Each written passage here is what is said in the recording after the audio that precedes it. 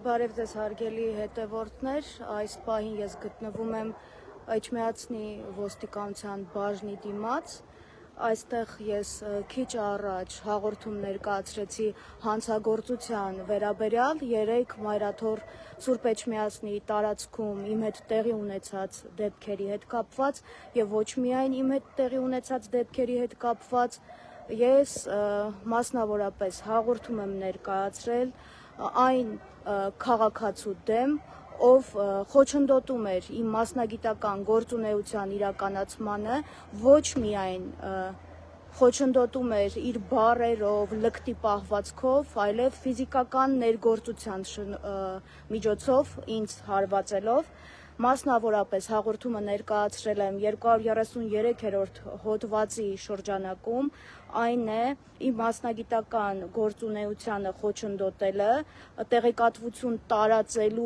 տարածելուն խոչընդոտելը հարկադրանքի միջոցով, ինձ հարվածելու միջոցով, հարվածն էլ տեղավորվում է քրեական օրենսգրքի 195-րդ հոդվածով, ինչպես նաև կարող է տեղավորվել 171-րդ հոդվածով, ֆիզիկական ներգործության միջոցով, եւ հաղորդում եմ ներկայացրել, ինչպես նաև տեղում մի քանի տասնյակ ոստիկանների դեմ, ովքեր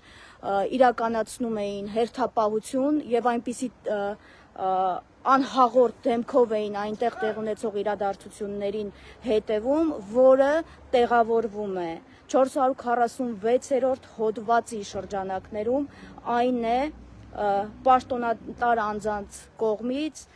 պաշտոնական լիազորություններին անփութությամբ վերաբերելը կամ դրանք բացահայտ նաև այդ պարագայում բացահայտ անտեսելը, ուզում եմ ասել, որ մի խումբ խուլիգաններ 3 մայրաթոռի բակում իրենց այնպես էին պահում, որ իրենք ընդհանրապես այս պետության տերն ու տիրական են, կարող են միջնամատով խոսել մարդկանց հետ, կարող են միջնամատ ցույց տալ լրագրողին, վեհափառին, կարող են հայոյել վեհափառին, լրագրողին, ոչ միայն իմ հետ է դեպք եղել, ես ուզում եմ նշել, որ հաղորդման մեջ ներկայացրել եմ նաև այն անձը, այն խուլիգանը, որը հարվածում էր ինձ,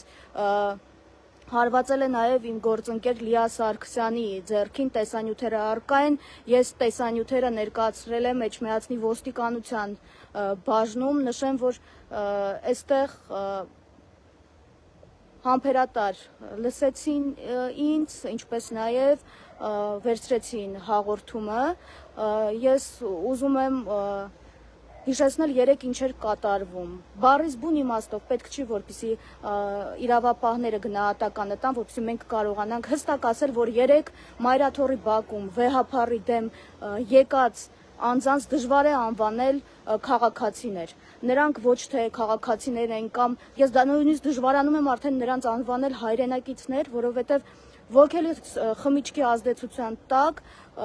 բառացիորեն խուլիգանություն էին կատարում մայրաթոռի բակում եւ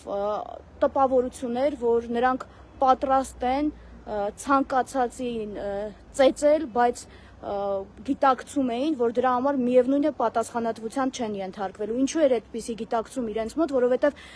չգիտես ինչպես, օրինակ ստացվում էր այնպես, որ Նիկոլ Փաշինյան վարչապետ գոռացող քաղաքացիները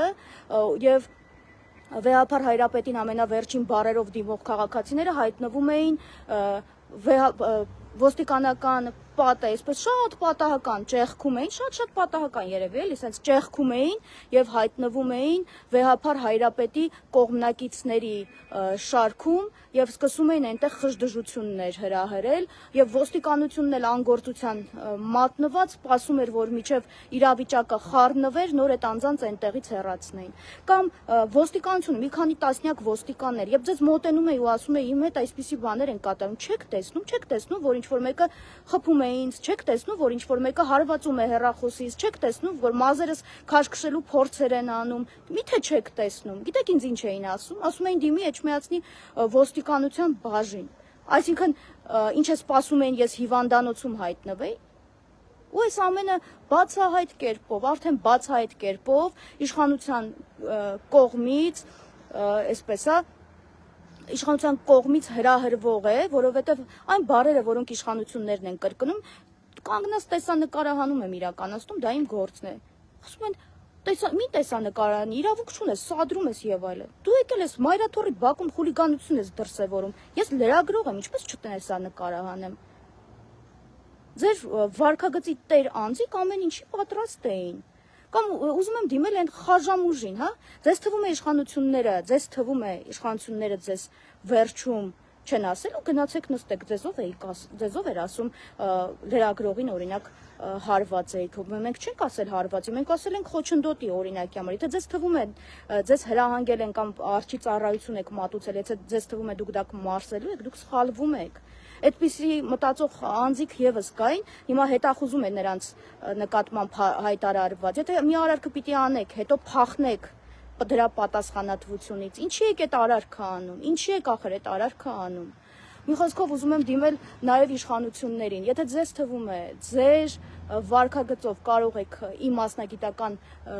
դրդել ինձ, որպեսզի ես իմ մասնագիտական գործունեությունը չկատարեմ այս կամ այն վայրում, կամ այն իրադարձությունների վայրում, որը ես կգտնեմ, որ պետք է լուսաբանվի, դուք չարաչար սխալվում եք, ավելին դուք ինձ մոտիվացնում եք, որպեսզի ես հայտնվեմ այնտեղ, որտեղ դուք չեք ուզում ես հայտնվեմ, որտեղ որոշողը դուք չեք, որոշողը ես եմ, որոշողը իմ ընթերցողն է, իսկ իմ ընթերցողը ունի պահանջ, որպեսզի ես հայտնվեմ այդպիսի վայրերում եւ հերթով ձեր բոլորի դեմքերը պատռեմ, ձեր աջակիցների դեմքերը պատռեմ, չնայած եթե նրանք են ձեր աջակիցները, ես խղճում եմ ձեզ, դուք ինչպես եկաք իշխանության եւ ինչ դարձաք։ Հիմա ուզում եմ կրկնել, ես հաղորդում եմ ներկայացրել հանցագործության մասին, տեսնենք ինչ ընթացք կստանա եւ ուզում եմ դիմել ոստիկանապետին, դիմել ներքին գործերի նախարարին, դիմել գլխավոր դատախազին, ի վերջո վեր կանգնեք քաղաքական խմորումներից, ձեր գործը ոչ թե Փաշինյանին, նրա եպիսկոպոսներին, նրա խաժամուժ աջակիցներին աջակցելն է կամ նրանց հանցանքներին սատար կանգնելը, այլ